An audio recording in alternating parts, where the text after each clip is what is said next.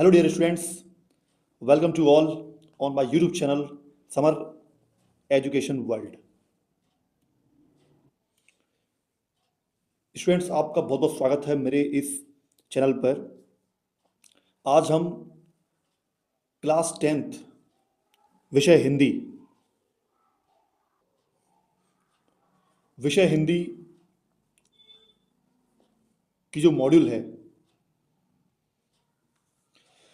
Students आप सबको विद्यार्थी मॉड्यूल मिली होगी जिसमें कई सारे आंसर्स आपको देखना है। तो ये जो मॉड्यूल है इसमें आप सबको आंसर्स मिलेंगे पूरे। तो हम इस पर चर्चा कर लेते हैं, देखते आते हैं। तो चलिए देखते हैं। आप सभी अपनी अपनी मॉड्यूल आपके पास में जो क्वेश्चन वाली है उसे निकालिए और इसमें से आंसर्स को आप भर लीजिएगा। समर एजुकेशन वर्ल्ड पर ये वीडियो हरदम अवेलेबल रहेगी। और इसी के साथ में अगर आप मेरे चैनल पर नए हैं तो आप चैनल को सब्सक्राइब कर लीजिए। स्टूडेंट्स, आपको करना है summer education world, summer maths world और समर इंग्लिश वर्ल्ड, ये 3 चैनल हैं और इस पर आपकी क्लास से रिलेटेड बहुत सारा कंटेंट है, बहुत सारे वीडियोस हैं जो आप देख सकते हैं। इंपॉर्टेंट क्वेश्चंस हैं, ग्रामर है, इसी के साथ में अदर सब्जेक्ट भी हैं। ठीक है।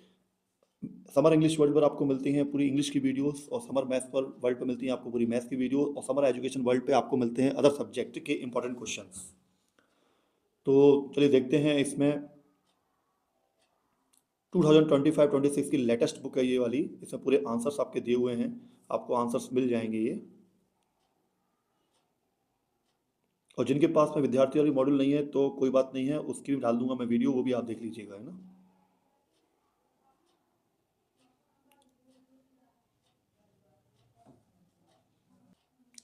स्टूडेंट्स, हम देखते हैं सबसे पहले ब्लूप्रिंट क्या है। ठीक है। और किस किस टाइप के क्वेश्चंस हमारे पेपर्स में आएंगे और कितने कितने नंबर के आएंगे। तो सबसे पहले वस्तुनिष्ठ प्रश्न, इकाई 1 से इकाई 5 तक के वस्तुनिष्ठ प्रश्न, मतलब क्वेश्चन नंबर 1 से क्वेश्चन नंबर 5 तक वस्तुनिष्ठ प्रश्न, ऑब्जेक्टिव टाइप क्वेश्चंस आते हैं। और इकाई 6 पे हम लोग इस बुक में पढ़ने वाले हैं अपठित बोध, यानी कि अनसीन पैसेज जो होता है हिंदी में, अपठित काव्यांश, अपठित गद्यांश। आपको पता ही है कि आपके पेपर में गद्यांश और पद्यांश आते हैं, उनको अपन काव्यांश भी बोलते हैं, पद्यांश को। तो गद्यांश और पद्यांश में से आपका 4-4 नंबर के आपके आएंगे। अब इसमें से पत्र लेखन, एक औपचारिक पत्र और अनौपचारिक पत्र। औपचारिक पत्र के बारे में और अनौपचारिक पत्र के बारे में आपको आपके टीचर ने बताया भी होगा, है ना। इंग्लिश में इनको फॉर्मल लेटर और इनफॉर्मल लेटर भी बोलते हैं। 4 नंबर का ये आता है। अब हम बात करते हैं अनुच्छेद लेखन। अनुच्छेद लेखन, संवाद लेखन, विज्ञापन लेखन या सूचना लेखन या निबंध लेखन, इनमें से कोई एक टॉपिक आपका आएगा 7 नंबर का। अब आपको, अगर आपने तैयारी निबंध लेखन की है तो निबंध लिख सकते हैं आप। अगर आपने विज्ञापन लेखन की है तो विज्ञापन कर लिख सकते हैं। अगर आपने अनुच्छेद लेखन तैयारी की है या संवाद की या सूचना लेखन की तो आप 7 मार्क्स का उसे कर सकते हैं। अब क्षितिज भाग 2 गद्य खंड। अब गद्य खंड में आपके कौन कौन से चैप्टर हैं, जैसे कि कल आपका है ना हाफ ईयरली का एग्जाम है अर्धवार्षिक का, तो आपके जो जो अध्याय आ रहे हों इसमें से तो वो आप लोग कर लीजिएगा। लेकिन मैं ये वीडियो बना रहा हूँ पूरे आपके फाइनल के एग्जाम के लिए। इस वीडियो में मैं आपको बताऊंगा कौन कौन से क्वेश्चन बहुत सारे इंपॉर्टेंट होते हैं। तो आप पेपरों के बाद में भी अपने पूरे फाइनल एग्जाम तक इस वीडियो में से तैयारी कर सकते हैं और देख सकते हैं। ठीक है। जब चाहे आपको क्वेश्चन के आंसर लिखना हो या याद करना हो, आपके पास में ये वीडियो अवेलेबल रहेगी चैनल पे। आप चैनल पर विजिट करके इसको देख सकते हैं। और चैनल को अगर आप सब्सक्राइब कर लेते हैं तो कई सारी जो वीडियोस नई बनने वाली हैं वो आप तक नोटिफिकेशन के रूप में पहुंच जाएंगी। बस बेल को प्रेस करना बिल्कुल मत भूलिएगा आप। तो क्षितिज भाग 2 गद्य खंड में देखते हैं हम कौन कौन से पाठ हैं। नेताजी का चश्मा, बाल गोविंद भगत, लखनवी अंदाज, एक कहानी यह भी, नौबत खाने में इबादत, संस्कृति, गद्य की प्रमुख एवं गौण विधाएं, लेखक परिचय, व्याख्या, संदर्भ प्रसंग, व्याख्या, विशेष, विषय वस्तु एवं विचार बोध पर आधारित प्रश्न। अब हम बात करते हैं क्षितिज भाग 2 काव्य खंड। ऊधो तुम हो अति बड़ भागी, मन ही मांझ रही। हमारे हरि हारिल की लकड़ी, हरि है राजनीति पड़ी आई। दूसरा है राम लक्ष्मण परशुराम संवाद, फिर है आत्मकथ्य, फिर है उत्साह, फिर है अट नहीं रही है, फिर है यह दंतुरित मुस्कान, फिर है फसल, फिर है संगतकार, फिर है पद्य साहित्य का इतिहास। अब देखते हैं स्टूडेंट्स, इसमें हम पद्य साहित्य का इतिहास एवं काल विभाजन, रीतिकाल, आधुनिक काल, प्रयोगवाद, प्रगतिवाद, नई कविता, कवि परिचय, भावार्थ, संदर्भ, प्रसंग, भावार्थ, काव्य सौंदर्य, सौंदर्य बोध तथा भाव एवं विषय वस्तु पर आधारित प्रश्न। अब है अपना इसमें काव्य बोध। तो काव्य बोध में काव्य की परिभाषा एवं भेद, प्रबंध काव्य के भेद, रस, अंग एवं प्रकार, उदाहरण सहित, छंद, दोहा एवं चौपाई, अलंकार, मानवीकरण, पुनरुक्ति, प्रकाश, अतिशयोक्ति, अन्योक्ति, अलंकार, शब्द गुण, भाषा बोध, संधि एवं समास, वाच्य क्रिया के भेद एवं क्रिया विशेषण, मुहावरे एवं लोकोक्तियाँ, अनेकार्थी शब्द, वाक्यांश के लिए एक शब्द। और ये 8 नंबर के आते हैं। भाषा बोध में से आपका 8 नंबर का आता है। वाक्य के भेद, शब्द शक्ति का सामान्य परिचय। और काव्य बोध में से 10 नंबर का आता है स्टूडेंट्स। और देखें ऊपर तो क्षितिज भाग में से 17 नंबर का आता है, 17 नंबर का आता है, गद्यखंड का आता है। तो आप ये पूरे नंबर को जोड़ेंगे ना तो आपके पूरे हो जाएंगे 75। अब कृतिका भाग 2 देख लेते हैं। माता का आंचल, है ना, और साना साना हाथ जोड़ी, और मैं क्यों लिखता हूँ, पूरक पाठ्य पुस्तक से विविध पाठों पर आधारित प्रश्न। देखिए स्टूडेंट्स, प्रश्न क्रमांक 1 से 5 तक 30 वस्तुनिष्ठ प्रश्न होंगे। प्रत्येक प्रश्न पर 1 अंक निर्धारित है ना। और सही विकल्प आएंगे आपके 6, रिक्त स्थान आपके आएंगे 6, सत्ता सत्ता आपके आएंगे 6, सही जोड़ी 6, एक वाक्य में उत्तर 6। और प्रश्न क्रमांक 6 से 17 तक कुल 12 प्रश्न होंगे। ये आप समझ लेंगे और आपने त्रैमासिक का पेपर भी दिया होगा। तो अब और देखते हैं इसमें, ये कुछ लिंक दी हुई हैं, ये आप देख लीजिएगा। अब वस्तुनिष्ठ प्रश्न, है ना, अंक योजना के अनुसार इकाई 1 से इकाई 5 तक के पाठ्यक्रम से 30 अंक के वस्तुनिष्ठ प्रश्न परीक्षा में पूछे जाएंगे। अब गतिविधि क्रमांक 1 दी हुई है ये, है ना।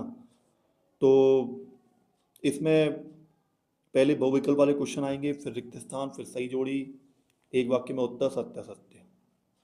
तो ये गतिविधि को तो आप छोड़ दीजिए, है ना।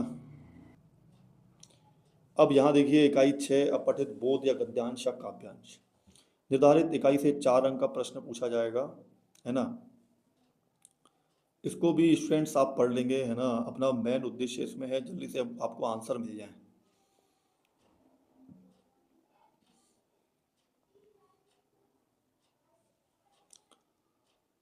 चलिए, तो अब यहाँ से हम लोग सबसे पहले देखने वाले हैं इकाई 7 पे पत्र लिखन। पत्र लिखन में कौन कौन सी विधियां हैं उसके बारे में दिया हुआ है। और मेन पत्र बता रहे हैं यहाँ पर, औपचारिक पत्र, अनौपचारिक पत्र। औपचारिक पत्र भी आप जानते हैं, अनौपचारिक भी जानते हैं, है ना। शिक्षण संकेत बिंदु दिया है, शिक्षकों को पढ़ना है ये। और हाँ, ये होता है फॉर्मेट आपका। सबसे पहले प्रति, किसको हम लिख रहे हैं, है ना। पत्र लिख रहे हैं, पदनाम और पता, विषय क्यों, है ना, विषय में क्यों लिख रहे हैं, किसके लिए, महोदय, है ना। कारण संबंधी विषय वस्तु, किस कारण पत्र लिखा जा रहा है उसका विवरण, दिनांक यहाँ पे आती है और किसने लिखा वो। चलिए, इसके नीचे उदाहरण भी मिलेंगे अपन को, एक बार फिर से ये दिया हुआ है। हाँ, इसमें है, चलो ये भी कोई बात नहीं, आगे क्वेश्चंस के आंसर देखना है। अनौपचारिक पत्र का प्रारूप, पहले जो प्रारूप का पत्र था वो कौन सा था, वो आपका था औपचारिक पत्र का प्रारूप था। और ये आपका है अनौपचारिक पत्र का प्रारूप। तो अनौपचारिक पत्र में क्या होता है, भेजने वाले का पता इधर आता है ना, राइट हैंड साइड में, फिर दिनांक, संबोधन एवं अभिवादन, विषय वस्तु, लिफाफे के लिए पता, प्राप्त करने वाले का पता और किसने लिखा। पत्र लेखन कुल 4 अंक का आता है ये। देखो स्टूडेंट्स, अगर आपने ऊपर वाला प्रति लिख दिया जिसको अपन लिख रहे हैं, है ना, तो वहाँ पे लिखने पर हमको 1 नंबर मिलता है, और सही विषय लिखने पर 1 अंक मिलता है।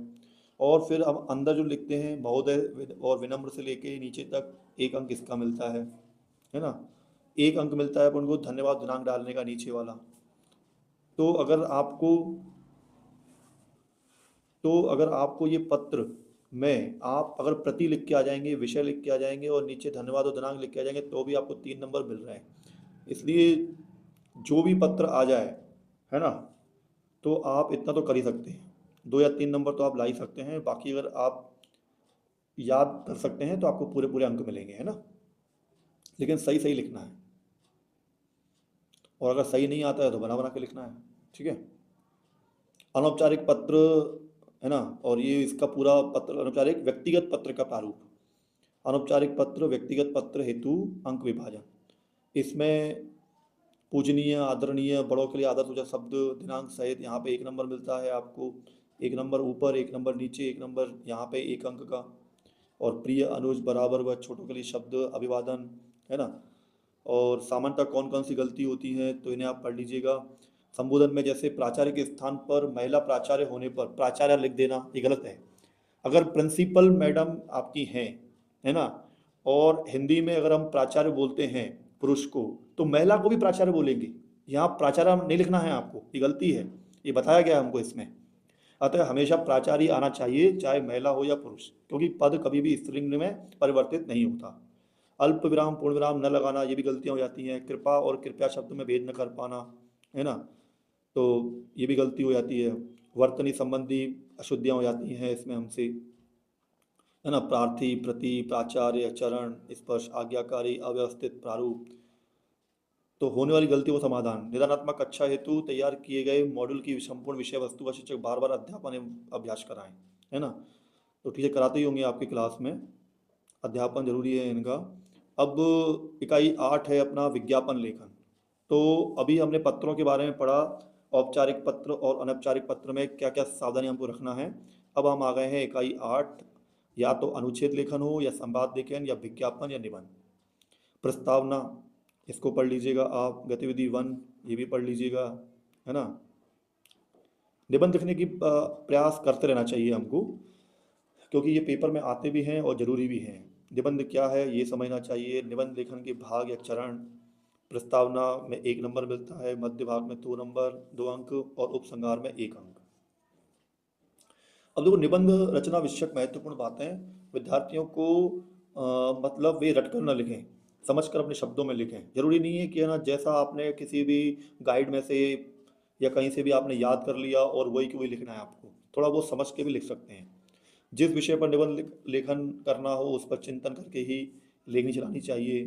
निबंध की प्रस्तावना तथा उपसंहार प्रभावपूर्वक होना चाहिए, है ना। विचार क्रमबद्ध होने चाहिए, शैली आकर्षक तथा संभव सुंदर लेख होना चाहिए, विराम चिन्हों का उचित प्रयोग होना चाहिए। तो गतिविधि नंबर 2 है, इसमें निबंध लेखन की प्रैक्टिस करना है, इसको आप पढ़ लीजिएगा। संवाद लेखन है, विज्ञापन लेखन है आपका। इसी के साथ में मेरी जो इस वीडियो को, जिनके पास में मॉड्यूल वाली बुक्स हैं, अगर वो देख रहे हैं तो बहुत अच्छी बात है, क्योंकि उन्हें कई सारा आइडिया मिल रहा है। और जिनके पास नहीं है वो देख रहे हैं तो ठीक है, और जो जिनके पास है अगर वो भी देख रहे हैं तो उनको भी काफ़ी इन्फॉर्मेशन मिल रही है, उनको भी देखना चाहिए। और इसी के साथ में जो शिक्षक साथी मेरी इस वीडियो को देख रहे हैं, तो अगर आपके पास में अगर ये नहीं है मॉडल तो आप, अच्छी बात है, आप इसको देख लीजिए। और आपको तो सब पता ही है किस तरीके से पढ़ाना है बच्चों को। इकाई 3, क्षितिज भाग 2 गद्य खंड, है ना।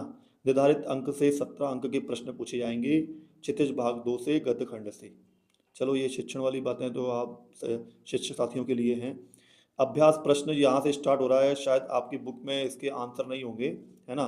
प्राचीन कला में किस काल का अभाव था, तो देखो यहाँ पे, हाँ, प्राचीन काल में मुद्रण काल का अभाव था। आधुनिक काल में किस साहित्य का विकास हुआ, आधुनिक काल में गद्य साहित्य का विकास हुआ। गद्य साहित्य के अनेक रूप क्या कहलाए, गद्य साहित्य के अनेक रूप गद्य की विधाएं कहलाए, है ना। मुख्य विधाएं और गौण विधाएं, मुख्य विधाओं में कौन कौन से आते हैं, निबंध, कहानी, उपन्यास, नाटक, एकांकी, आलोचना। गौण विधाओं में जीवनी, आत्मकरण, संस्मरण, रेखा चित्र, पत्र, डायरी, रिपोर्टाज। निबंध के बारे में दिया हुआ है। निबंध कितने प्रकार के होते हैं, 4 प्रकार के होते हैं, कथात्मक, वर्णनात्मक, विचारात्मक, भावात्मक। 2 प्रमुख निबंधकारों के नाम व उनकी रचनाएं ये लिखी हुई हैं। नाटक, कहानी, उपन्यास व एकांकी तत्वों को लिखिए। इन चारों प्रश्नों के उत्तर निम्न सूत्र द्वारा दिया जा सकता है। कपास दे भाऊ, तो क से कथानक, ये शॉर्ट ट्रिक है। पा से पात्र परिचय, संवाद, देश काल व वातावरण, भाषा शैली, उद्देश्य। गतिविधि तो ये शिक्षक साथियों को पढ़ना है।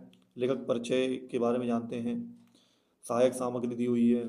शैलियों के प्रकार, लेखक परिचय, रचनाएं कोई दो लिखना है। भाषा उनकी कैसे, सहज सरल, प्रवाहमयी, चंचलता, शब्द तत्सम तद्भव, देशज या विदेशी, मुहावरे व लोकोक्ति भाषा, आधुनिक खड़ी बोली, संस्कृत निष्ठ, व्याकरण सम्मत। मतलब ऐसे कई सारे पॉइंट कई सारे लेखकों के उसमें लिखते हैं हम भाषा में। शैली सभी प्रकार की लिख सकते हैं। साहित्य में स्थान, महत्वपूर्ण योगदान बता सकते हैं। गद्य क्रमांक एक, गद्य क्रमांक दो, तीन। ठीक है, चलिए अब नीचे देखते हैं गद्य की व्याख्या के बारे में। अब ये स्टूडेंट्स, हाँ ये आपके लिए बहुत मेन है। अब आप अपनी अपनी जो विद्यार्थी वाली मॉड्यूल है, तो उसमें सही विकल्प के कुछ क्वेश्चन दिए होंगे और उसमें ये ऑप्शन दिए होंगे। तो पहले वाले में देखो कहीं पे कहानी ऑप्शन आ रहा है तो उसे टिक लगा लीजिए, ये उसका आंसर है। दूसरे वाले में मध्य प्रदेश आएगा, तीसरे में वसुधा का, चौथे में चश्मे वाले का। और जिनके पास में मॉड्यूल नहीं है तो कोई चिंता की बात नहीं है, मैं आज ही आज है ना उस पर एक वीडियो बना के डाल दूंगा। तो जिनके पास में मॉड्यूल नहीं है विद्यार्थियों वाली, तो मैं उस पर बना दूंगा, आप उसमें देख लीजिएगा। और जिनके पास में है तो बहुत अच्छी बात है ये। चलो ये पूरे उत्तर आपने देख लिए सही विकल्प के, है ना। अब आप उत्तर देख लीजिए रिक्त स्थान के। रिक्त स्थान के पूरे उत्तर देख लिए आपने। पहला गद्य, दूसरा एकांकी, तीसरा आत्मकथा, चौथा उपन्यास। फिर इसके बाद सत्य असत्य के आंसर देख लीजिए। असत्य सत्य, सत्य सत्य, असत्य सत्य, है ना। पूरे 35 दिए हुए हैं ये। और देखो अभी अगर आपने ये याद कर लिए हैं तो बहुत अच्छी बात है, और अगर आपने नहीं किए हैं तो पेपरों के बाद में भी आप करते रहिएगा। पेपर के बाद में भी आपको दिसंबर और जनवरी का जो मंथ मिल रहा है उसमें बहुत तैयारी करिएगा, है ना। और काफ़ी अच्छे नंबर लेके आने हैं आपको, फुल में से फुल मार्क्स लेकर आना है। और समर एजुकेशन वर्ल्ड और हमारे तीनों channel, summer English world, summer maths world, आपके साथ में हैं, आपकी तैयारी के साथ में। आपको बस सब्सक्राइब करना है और वीडियोस को लाइक और शेयर करना है। ठीक है, इतना तो आप कर ही सकते हैं। जब सर आपके लिए इतना कर सकते हैं तो सर के लिए आप भी इतना कर सकते हैं ना स्टूडेंट्स। चलिए देखिए, इसमें पूरे आपने सत्य सत्य जो है 35, फिर सही जोड़ी के आंसर देखिए। अ स्तंभ का, ब स्तंभ का, फिर सही जोड़ी पर उत्तर। जैसे अ वाले का सही उत्तर क्या है, कैप्टन चश्मे वाला, तो इसका आंसर क्या आएगा, प्रतिमा पर चश्मा। बाल गोविंद भगत, इसका सही आंसर क्या है, कबीर पंथ सामने। तो ये सही दो जोड़ियां दी हुई हैं, इनको देख लीजिए आप। इसके बाद में तीसरा है, खंड अ को खंड ब से मिलाना है, सही जोड़ी के उत्तर, है ना। तो खंड अ और खंड ब में से कौन सा सही उत्तर निकलेंगे वो आगे दिए हुए हैं तीसरे वाले कॉलम में, है ना। तो ये भी देख लीजिए। अब हम बात करते हैं एक वाक्य के प्रश्नों के उत्तर। देखो स्टूडेंट्स, रिपोर्टाज फ्रांसीसी भाषा का शब्द है। ठीक है, हिंदी गद्य की सर्वाधिक लोकप्रिय विधा कहानी है। आधुनिक हिंदी गद्य का विकास भारतेंदु युग से प्रारंभ हुआ। इन पूरे क्वेश्चन के आंसर आपको एक शब्द में देना है, एक वाक्य में ना। एकांकी में एक अंक होता है, कहानी के 6 तत्व होते हैं।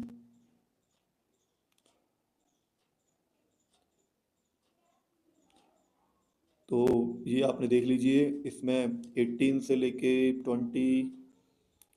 बाल गोविंद भगत सिर पर कबीर पंथियों सी कनफटी टोपी पहनते थे। ये वैसे देखने में लग तो सत्य सत्य रहे हैं, क्योंकि एक शब्द के हिसाब से ये लग तो नहीं रहे हैं, है ना। चलो, दिल्ली चलो नारा नेताजी सुभाष चंद्र बोस ने दिया था। हाँ स्टूडेंट, ये सत्य सत्य हैं, एक वाक्य के प्रश्नों के उत्तर नहीं है ये ना। चलिए इन्हें पूरे आप देख लिया आपने। अब और नीचे देखते हैं पूरे कितने दिए हुए हैं ये।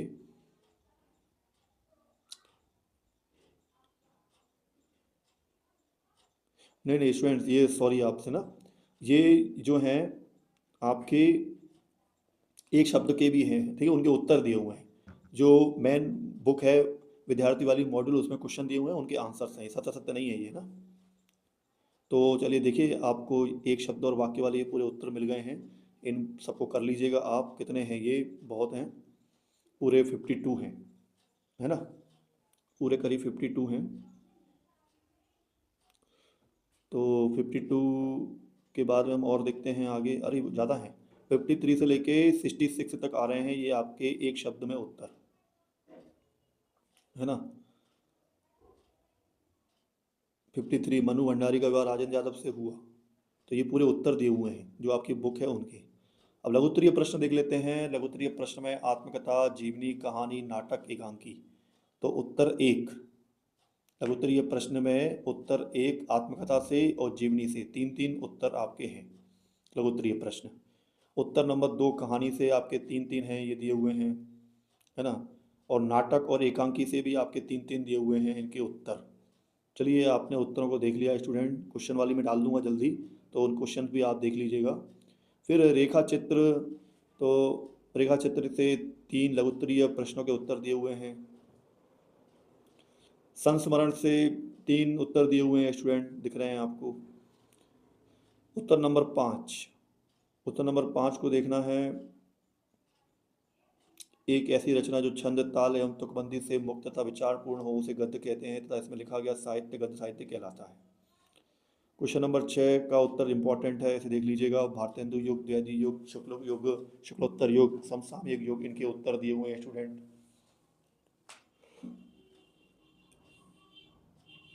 फिर इसके बाद में स्टूडेंट उत्तर नंबर सात, निबंध व रचना है जिसमें लेखक किसी भी विषय पर। उत्तर नंबर आठ, रंगमंच पर प्रस्तुत करने के लिए किसी कथा को। उत्तर उत्तर आपके इसमें दिए हुए हैं स्टूडेंट।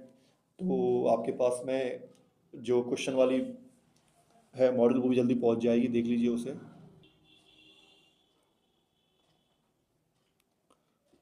तो आप अपने अपने उत्तर जल्दी से भर लीजिए अपनी मॉड्यूल में, और जिनके पास में नहीं है तो कोई बात नहीं, मैं अभी बनाने वाला हूँ उस पर वीडियो, उसको देख लीजिएगा आप।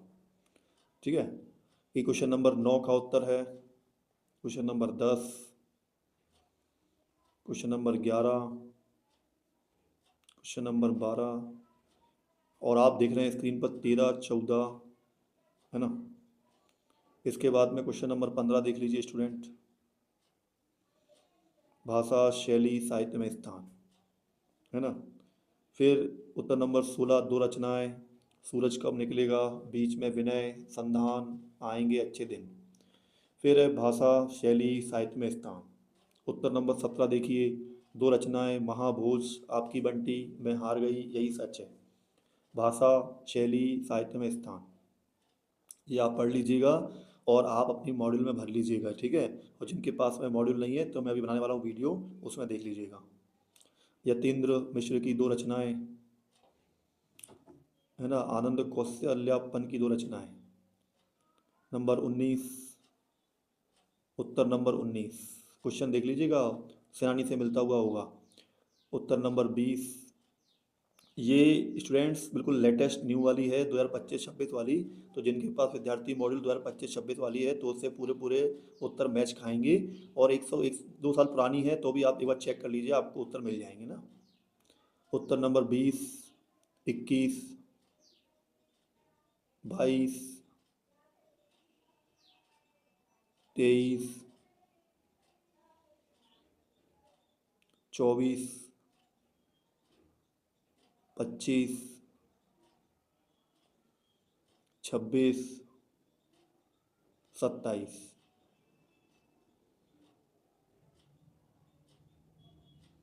और देखिए स्टूडेंट्स, क्वेश्चन नंबर 28, लेखिका मनु भंडारी के पिता का मानना था। नंबर 29, लेखक मनु भंडारी के पिताजी के मुख पर गर्व और संतोष का कारण यह था। नंबर 30, शहनाई की दुनिया में। फिर देखिए अगला, वीडियो को रोक रोक के आप पूरे पूरे आंसर लिख लीजिएगा, ठीक है। नंबर 31, शहनाई ऐसा वाद है जिसे मांगलिक अवसरों पर ही बजाया जाता है। नंबर 32, सुशिर वादों का अभिप्राय है। नंबर 33, लेखक की दृष्टि में सभ्यता और संस्कृति शब्दों का सही समझ अब तक इसलिए नहीं बन पाई। नंबर 34, ज्ञान और विवेक से किसी नए तथ्य का दर्शन करने वाला, है ना। इकाई 1, क्षितिज भाग 2, काव्यखंड। इधर 17 नंबर के प्रश्न पूछे जाएंगे, इसमें से भी आपके वस्तुनिष्ठ प्रश्नों के उत्तर देख लीजिए। वस्तुनिष्ठ प्रश्नों के उत्तर निकल रहे हैं स्टूडेंट आपके सामने ये।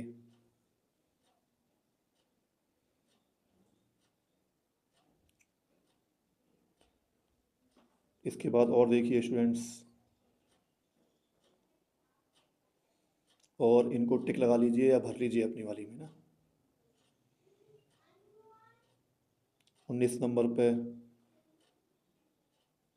20, 21 विनय पत्रिका, 22 लक्ष्मण ने, 23 परशुराम, 24 अवधि, 25 विश्वामित्र, 26 परशुराम ने, 27 भोली, 28 अनुप्रास, 29 जयशंकर प्रसाद, 30 मंगला प्रसाद, 31 पे साय में धूप, 32 पे क्रांति का, 33 बाल कल्पना, 34 नवजीवन वाले, 35 आकाश को घेर कर बरसने को, 36 जन सामान्य की पीड़ा, 37 नागार्जुन, 38 संगतकार, 39 छोटे बच्चे की, ठीक है, 40 पे शेफालिका,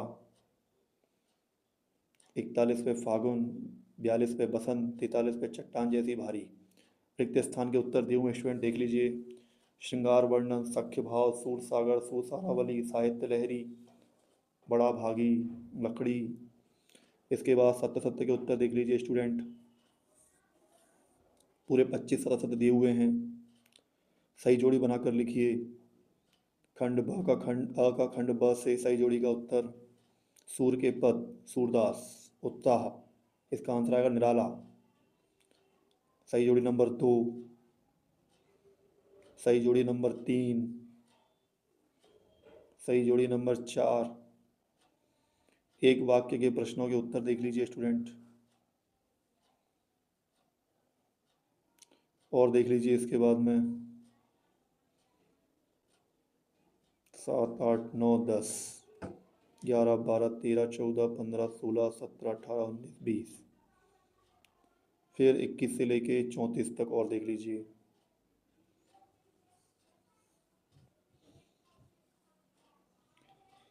फिर देखते हैं 35 से लेके देख लीजिए स्टूडेंट, 35 से लेके पूरा आपका 59 तक। थोड़ा धीरे धीरे देख लीजिए बस। 39, 40, 41, 42, 43, 44, 45। परशुराम के सिर पर गुरु का ऋण शेष था। 46, 47, 48, 49, 50। तुलसीदास जी को राम भक्ति का मार्ग गुरु कृपा से मिला। फिर 51, 52, 53, 54, 55। हंस पत्रिका में आत्मकथ्य कविता सन 1932 में प्रकाशित हुई थी। फिर 56, 57, 58, 59, 60।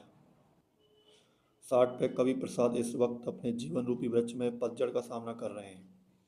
फिर 61, 62, 63, 64, 65।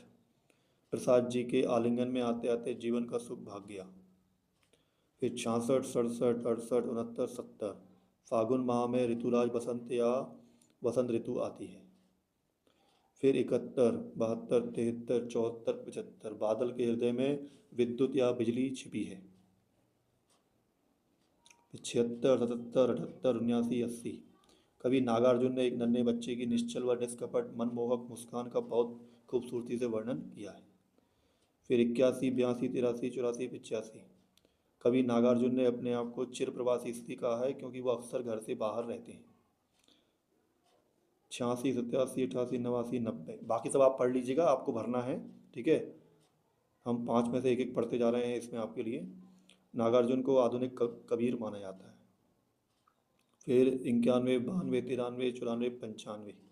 संगीतकार मुख्य गायक का साथ उसकी गायकी को प्रभावशाली बनाने के लिए देता है, ठीक है। फिर देख लीजिए और आगे इसमें 96, 97, 98। मुख्य गायक को ढांढस बधाने का काम संगीतकार करता है।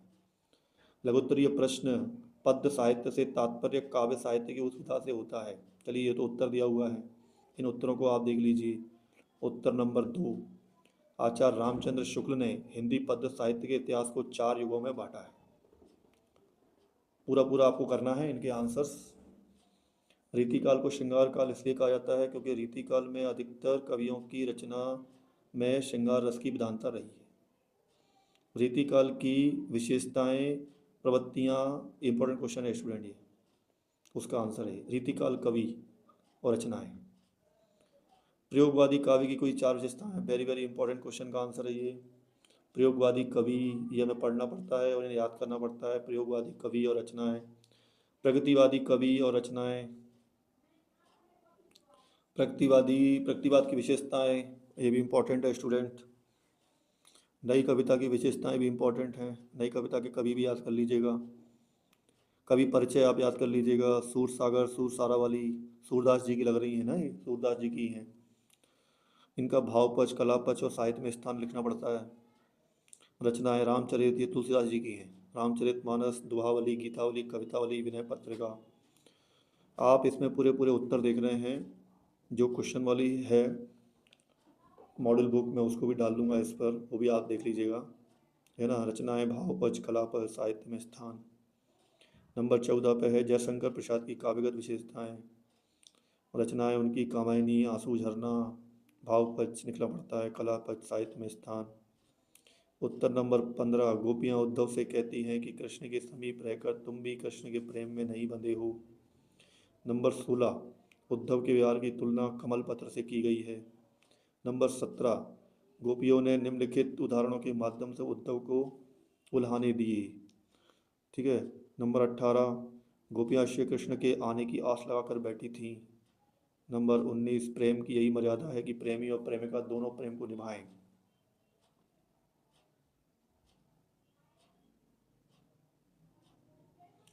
नंबर 20, गोपियों के अनुसार राजा का धर्म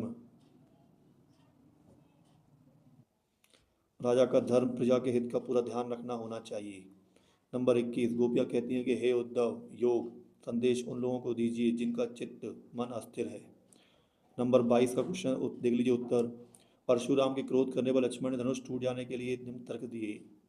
नंबर 23, राम के स्वभाव की विशेषताएं और लक्ष्मण के स्वभाव की विशेषताएं।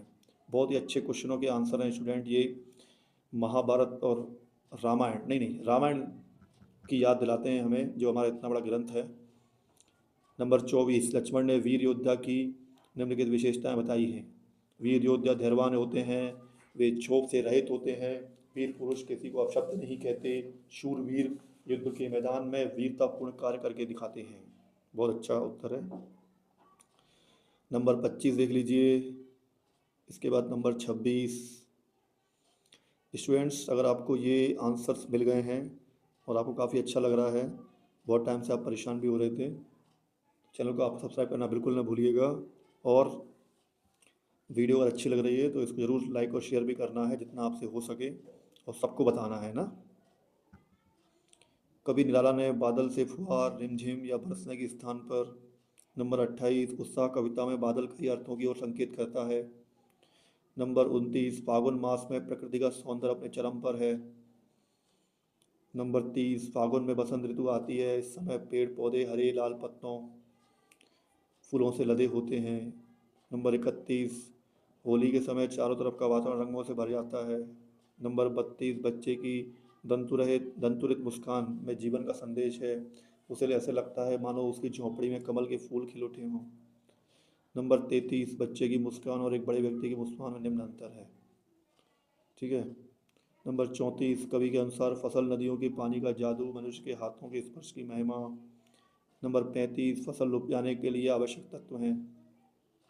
पानी भी चाहिए, उपजाऊ मिट्टी भी चाहिए, सूरज की धूप चाहिए, हवा चाहिए, मनुष्य द्वारा किया गया परिश्रम चाहिए। कवि ने फसल को हाथों के स्पर्श की गरिमा और महिमा इसलिए कहा है क्योंकि। नंबर 37 में फसल को हजार हजार खेतों की मिट्टी का गुणधर्म इसलिए कहा गया है। नंबर 38, संगतकार निम्नलिखित रूपों में मुख्य गायक गायिकाओं की मदद करते हैं। संदर्भ प्रसंग व्याख्या सहित, है ना, इनको भी देखें। ये 10 नंबर के आते हैं अपने। काव्य के भेद हेतु गतिविधि, रस हेतु गतिविधि। अब ये सही विकल्प के उत्तर दिए हुए हैं, है ना, इन्हें लगा लीजिए आप। आचार्य विश्वनाथ, दो, प्रबंध काव्य, विभाव। रिक्त स्थान के उत्तर लगा लीजिए, सत्य सत्य के उत्तर लगाइए आप। सही जोड़ी। कामायनी का क्या आएगा, महाकाव्य। दोहा क्या है, छंद। सुदामा चरित्र क्या है, खंड काव्य। नाटक क्या है, दृश्य काव्य। शांतरस, निर्वेद। दूसरी सही जोड़ी के उत्तर देख लीजिएगा आप, है ना। खंड ब दिया हुआ है, उसके आगे उसके सही दिए हुए हैं। एक वाक्य के प्रश्नों के उत्तर, है ना। 1 2 3 4 5 अर्ध सम मात्रक छंद दुआ है।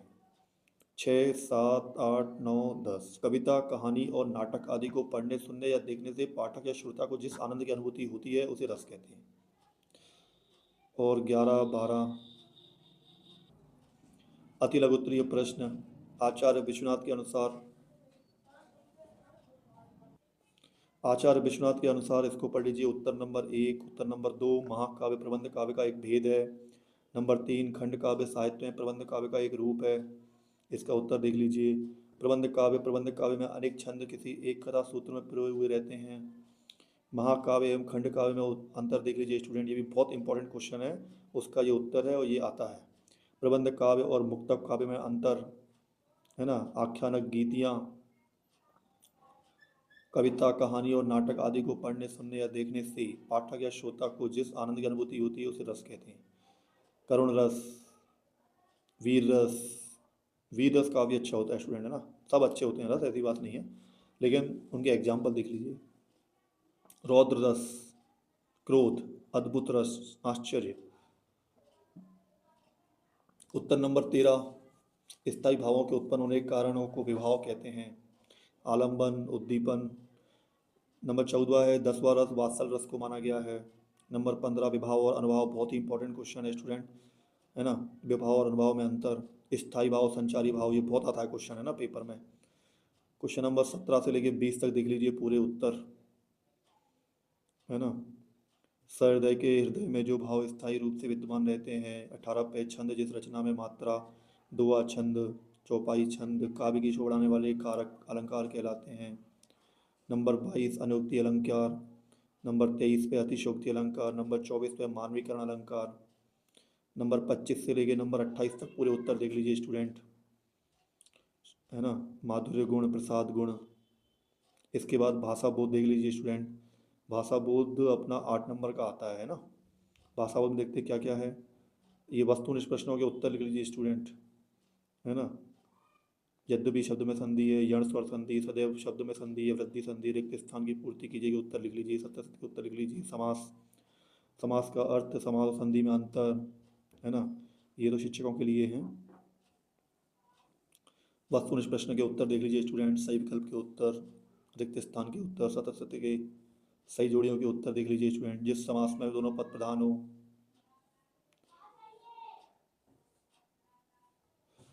जिस समास में दोनों पद प्रधान हो, सही जोड़ी का उत्तर देखिए सामने। शब्दों का सार्थक समूह, सही जोड़ी के उत्तर। एक वाक्य या शब्दों प्रश्नों के उत्तर देखिए स्टूडेंट, पूरे के पूरे 20 हैं और 20 में ये उत्तर दिए हुए हैं, इनको लगा लीजिएगा। लघुत्तरीय प्रश्नों के उत्तर देखिए स्टूडेंट। दो वर्णों के मेल से जो परिवर्तन उत्पन्न होता है संधि कहते हैं। समास, दो या दो से अधिक पदों के योग को समास कहते हैं। समास के 6 भेद हैं, अव्ययी भाव, तत्पुरुष, द्वंद्व समास, द्विगु समास, कर्मधारय, बहुव्रीहि। क्वेश्चन नंबर 3 से लेकर क्वेश्चन नंबर 6 तक उत्तर देखिए स्टूडेंट। शब्द नंबर 5, शब्दों में अर्थ का बोध कराने वाली या अर्थ को स्पष्ट करने वाली शक्ति को शब्द शक्ति कहते हैं।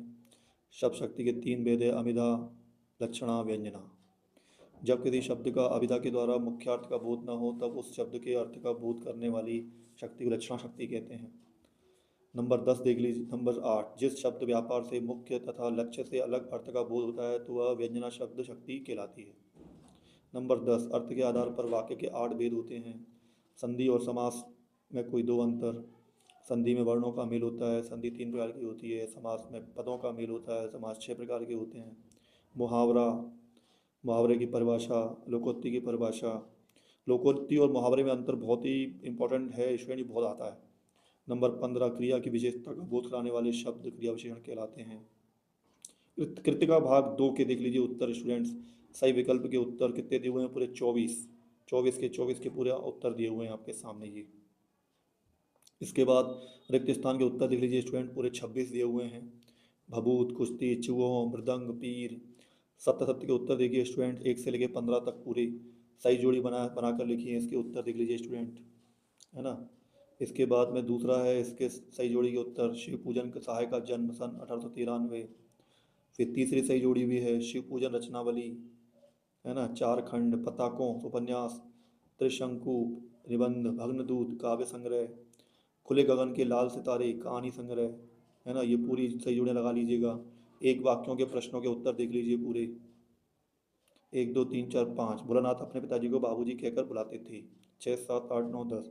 भोलानाथ के बाबूजी की नहाने वाली चौकी रंगमंच बनाने के काम आती थी। 11, 12, 13, 14, 15 मकई के खेत में चिड़ियों का झुंड चर रहा था। 16, 17, 18, 19, 20, 21 साना साना हाथ जोड़ी की लेखिका मधु कांकरिया है। नंबर 25 लेखिका ने गैंगटॉक शहर को मेहनतकश बादशाह का शहर कहकर सम्मानित किया। नंबर 30 कटाव भारत के स्विट्जरलैंड के नाम से प्रसिद्ध है ना। 31, 32, 33, 34, 35 कटाव लायुंग से 500 फीट की ऊंचाई पर स्थित है। 36, 37, 38, 39, 40 कभी लॉन्ग स्टॉक में धर्म चक्र को घुमाने से सारे पाप धुल जाते हैं। 45 पे जब अणु विस्फोट उनके अनुभूति प्रत्यक्ष में आ गया तब लेखक ने अपने आप को हिरोशिमा के विस्फोट का भोक्ता कब महसूस किया। लघु उत्तरीय प्रश्न देख लीजिए। पहला, बाल सुबल सुलभ की प्रकृति होती है। नन्हे शिशु माता पिता की गोद की चाहत से अपना प्रेम व्यक्त करते हैं। भोलानाथ और उसके साथियों के खेल और खेलने की सामग्री से। गंतोक एक पर्वतीय स्थल है। सफ़ेद बौद्ध पताकाएं शांति व अहिंसा की प्रतीक हैं। नंबर 6 कवि लॉन्ग स्टॉक की प्रसिद्धि का कारण है कि यहाँ पर गाइड नामक प्रसिद्ध हिंदी फिल्म की शूटिंग हुई थी। नंबर 7 पे लेखक का मानना है कि अनुभव घटित होता है। नंबर 8 कोई आत्मानुभूति स्वयं के अनुभव उससे हमेशा के लिए प्रेरित करते हैं। ठीक है स्टूडेंट्स, चलिए साथ में एक और पूरा स्टूडेंट्स 2023 में जो आपका पेपर आया था मॉडल पेपर, वो यहाँ पे एग्जाम्पल के तौर पे दिया हुआ है कि किस तरीके से आपका पूरा पेपर आएगा। सही विकल्प आएंगे इस तरीके से 6। ठीक है, इसके बाद में 6 रिक्त स्थान आएंगे, इनको भी सॉल्व करना, ये भी बहुत मोस्ट इंपॉर्टेंट है। सही जोड़ी आएगी आपके 6 पॉइंट। एक वाक्य शब्द में उत्तर आएंगे आपके 6 इस तरीके से। सत्य सत्य आएंगे आपके 6। फिर ऐसे क्वेश्चन आएंगे। क्वेश्चन नंबर 6 अथवा में भी आएगा 2 नंबर का एक क्वेश्चन। सूरदास अथवा नागार्जुन की काव्य की विशेषताएं 2 नंबर। कवि आत्मकथा लिखने से क्यों बचना चाहता है, ये भी 2 नंबर में। कविता का शीर्षक उत्साह क्यों रखा गया है, 2 नंबर। क्वेश्चन नंबर 10 भी 2 नंबर का, 11 भी 2 नंबर का, 12 भी 2 नंबर का, 13 भी 2 नंबर का, 14 भी 2 नंबर, 15 भी 2 नंबर, है ना। 16 भी 2 नंबर का आएगा। ऐसे सब में अथवा वाले क्वेश्चन भी आएंगे। 17 भी 2 नंबर का, 18वां भी आएगा इस तरीके से आपका पद्यांश, है ना, व्याख्या कीजिए। फिर व्याख्या कीजिए गद्यांश की। 20 नंबर पे आएगा 3 नंबर का क्वेश्चन। 21 पे आएगा आपका 4 नंबर का, है ना। 22 नंबर पे आएगा 4 नंबर का। 23 नंबर पे 4 नंबर का। ठीक है स्टूडेंट्स, इस वीडियो से आपको अगर हेल्प मिली है तो चैनल को सब्सक्राइब जरूर करें। समर एजुकेशन वर्ल्ड, इसी के साथ में summer English world and summer maths world. And students, thanks for watching this video everyone. जय हिंद, जय भारत।